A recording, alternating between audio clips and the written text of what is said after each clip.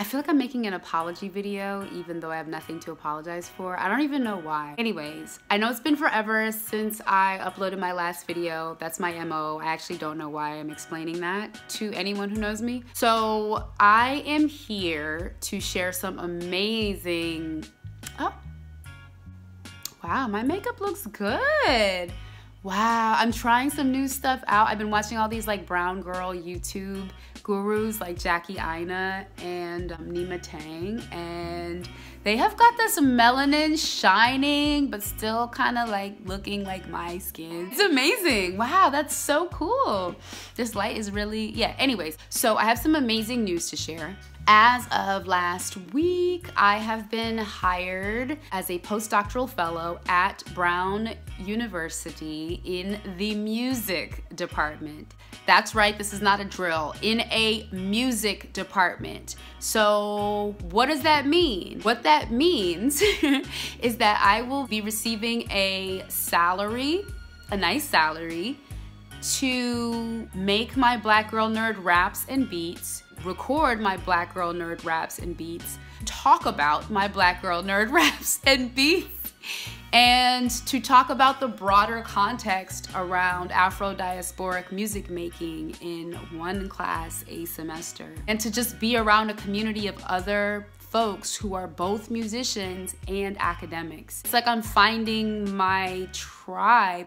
So this is mind-boggling to me for a whole bunch of reasons, and I haven't really been able to process how kind of wild this is. So I'll give you a little bit of backstory as to how I got here and then talk about why this is so fucking crazy to me. So as far as backstory, when I started graduate school in 2011, I had no idea what was going to be waiting for me on the other side. I really liked reading, learning about stuff. A PhD seemed cool, but I couldn't see myself as a professor. And it became very clear, like increasingly clear the further along I got into my academic career, that I was not going to be good at this, at like the traditional academic trajectory. I didn't care enough. I didn't kind of take on the role of the traditional academic in certain ways, and I just had other interests. Yeah, I think another part of it was that I wasn't that great of a student. Like, for the first time in my life, I wasn't the smartest person in the room, or I definitely didn't feel like the smartest person in the room. And I had always defined myself by that trait, which is really dangerous, and I'm really glad that I had my whole world wrecked so that I could rebuild and think about what values are actually important to me. But yeah, at that time, it was like I had always defined myself by the successes that I'd had as a scholar, as a student. And for the first time, it was like, I'm not excited by this, and you know what? I think I might be depressed. While I was kind of going through these emotions, music became the thing that kept me getting out of bed, that kept me excited, that I would go home from class and work on. You know, I didn't have sort of super lofty goals about what was gonna happen with it at the time, like in early graduate school. It was just like, you know, I'm doing this thing and it makes me feel good, and now some people are listening and I hope that they love it.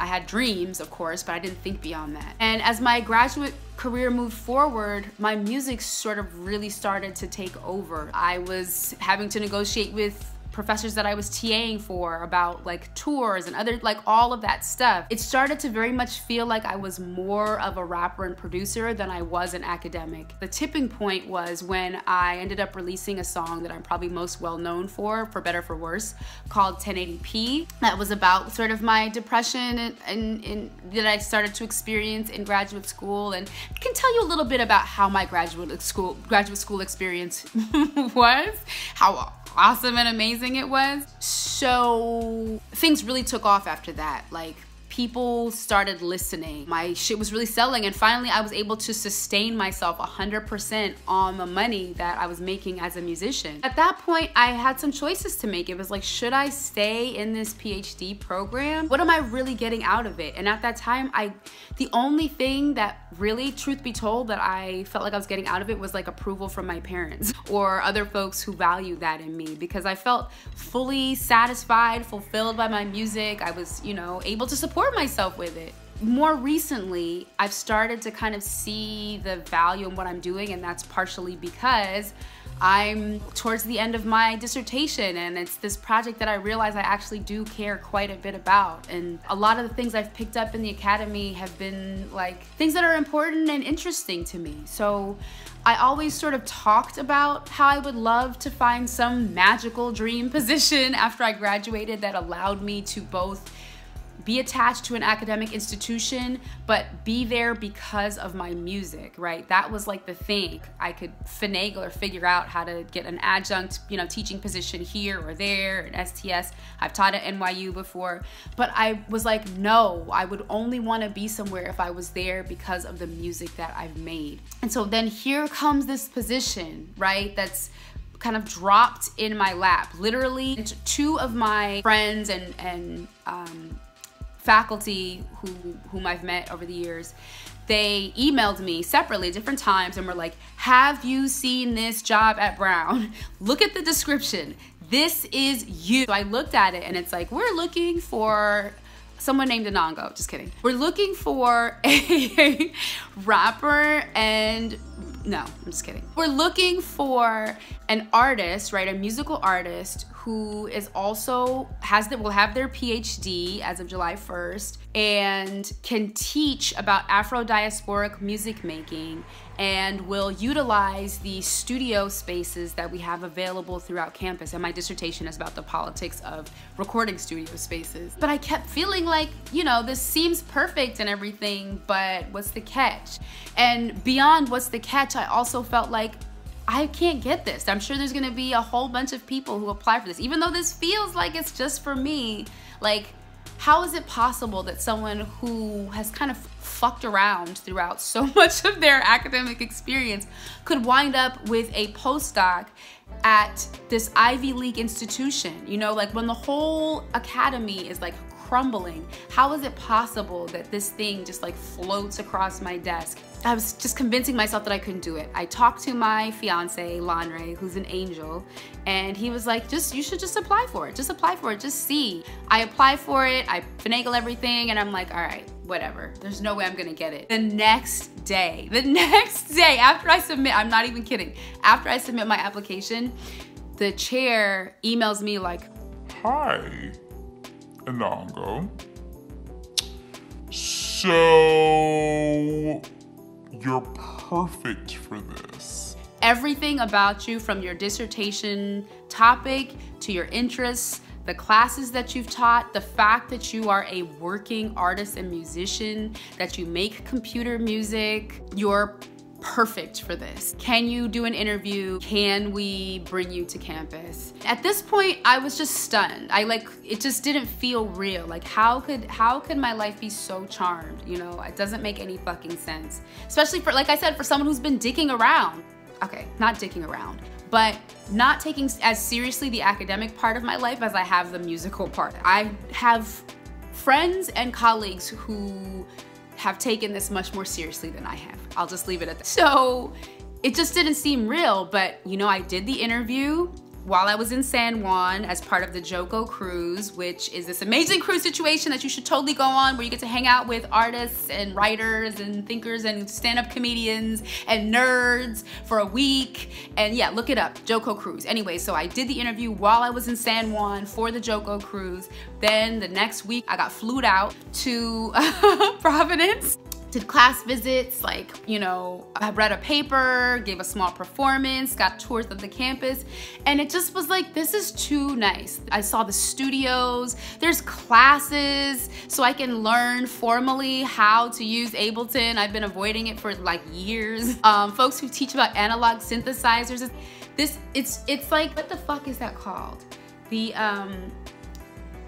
It's like the Mutant Academy. It's like the Mutant Academy for me. Artists, academics who have like had no sort of relationship with other folks who are doing that, to finally have found this, it's totally the Mutant Academy. So long story long, I totally accepted the position. And so just to kind of wrap things up with why this is so significant to me, I originally entered into science and technology studies because I didn't think that I could be in a music department, because I didn't think that I had the skills to be somewhere where everyone was formally musically trained. I always had this imposter syndrome about my music. I went into college having had a year to 2 years worth of beat making expertise, that I'd just been making beats.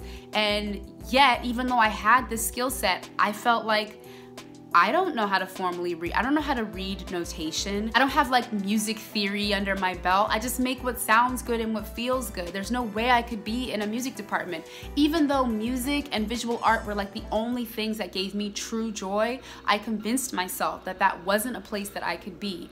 So then I take this science and technology studies class, right? In the class, we talked about the social history of the Moog synthesizer. And at that moment, it was like, wait, so I can study sound and I can study musical instruments and music more broadly and not be in a music department? Sign me the fuck up. And that's what I did. I signed the fuck up. I double majored in science and technology studies and sociology. I wrote a senior thesis about digital music software, networks, and gender kind of disparities, and worked with the same advisor that I had as my dissertation chair, Trevor Pinch, shout out to him. It's like opened up this whole world for me. But always in the back of my mind, it was like, I can never practice this thing that I love so much in the academy because I don't have that formal training. And so to enter into a department where they're actively saying, no, no, no, no, no, we're recalibrating. No longer is it acceptable for us to say to students who come to us who've been making beats on their computers using GarageBand or Ableton or Logic or whatever for the past 5 years, oh, sorry, you can't be in our department because you can't formally read notation and you don't play the piano or the clarinet. That's ludicrous. Like, that's what the chair told me. And so I'm part of this wave of folks who are trying to restructure what that looks like and what composition looks like, what songwriting sounds like, I should say, rather. And it's just so exciting to me because I have the opportunity to change that narrative completely. There's this book called Black Noise by Trisha Rose, and I believe it was published in 1994. And in it, she talks about these stupid academic debates and cultural debates about whether hip hop is indeed music. And so in 2019, that conversation is still being had in the academy, even though it's the most popular form of music across the globe. So I just feel really excited to be in a space where I know that they have rejected that and where I can be someone who can open up doors for other folks who are doing this. Because the amazing thing about being associated or being attached to an institution is that I can now bring my friends on board. I can bring them to, there's funding for me to bring my friends, other artists in, to speak about their practice, to perform, to be in a space like that, to put it on their fucking resume so they can get more positions, so we can just take over this shit and change these fucking departments and have spaces where kids can go to school to learn how to make beats. Like, how dope would that be? That would have changed my whole entire life if I'd known that was an option. But not only that, more personally, what's so dope about this is that because I'm being paid handsomely, I can turn down opportunities. I don't have to take everything, which I think particularly for Black women, people of color, queer folks, trans folks, our work is chronically undervalued. We are often asked to do things for free or for way below market value. And because we're good people and we care about a lot of causes and we care about our communities, we do that shit. But it's hard and it's not sustainable more often than not. So I'm just really excited to be able to assess more clearly what I'm gonna accept and what I'm not going to accept. This is just opening up that possibility for me. So I just wanted to make this video to say thank you to everybody who supported me over the past 8 years, and to everybody who's had my fucking back and who's told me keep making your music and keep working on your dissertation or both because ultimately my music is what got me in the door. But what got me hired is the fact that I have this dissertation project. So yeah, I'm just really, really grateful. And if there's something that you're working on and you don't feel like there's an audience there, I say just keep working at it, because you don't know what the future holds. I could never have imagined 8 years ago, as I'm like making my struggle raps and beats, and when I first started rapping at 24, right? When there's so many rappers who started when they're like 15, or they're for real artists. I could never ever have pictured that there would be something like this available for me. So I guess in a weird way, stay in school, kids. That's not really the takeaway, but it's like a low-key takeaway. The high-key takeaway is you should live your truth, and the possibilities will open up for you. You never know what the universe has in store. I love you so much. I am not going to promise that I will make any other videos because inconsistency is my brand. But I do love you, and I'm about to go get ready for a tour that I'm going on. I might already be on tour by the time this is uploaded, but peace.